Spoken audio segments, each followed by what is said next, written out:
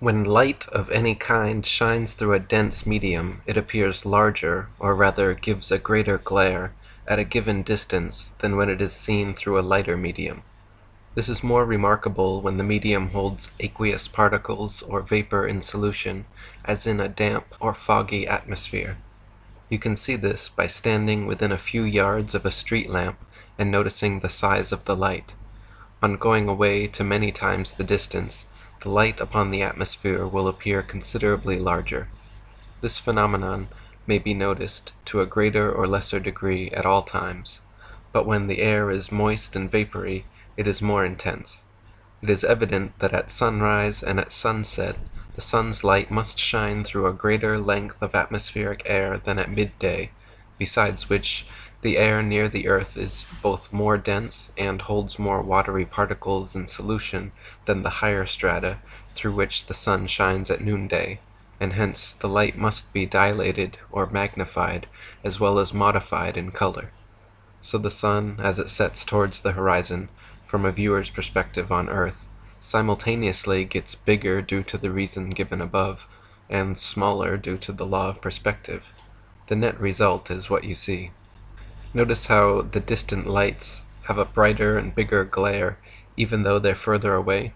Many contributing factors, including wavelength, diffraction, air pressure, air temperature, width of aperture, altitude, humidity, and clarity, all contribute to the net result.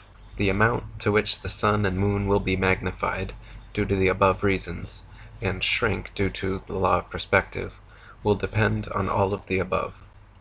eNature.com writes, "The moon's warm color when seen at lower angles is caused by the relatively larger amount of atmosphere through which one is observing it as compared to when the moon is right overhead.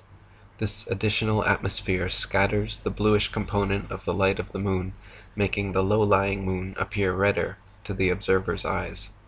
If you look later when the moon is higher above the horizon, you'll see it appears much whiter than earlier in the evening." It does change, and the changes are mostly due to the atmosphere.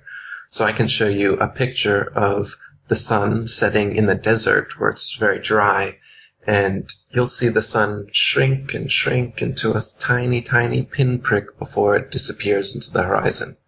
And then I can show you another video of on a more over the ocean, say, on a more humid day, the sun is going to actually expand a little bit due to the atmosphere and then disappear into the horizon like a big ball, as many people have seen it.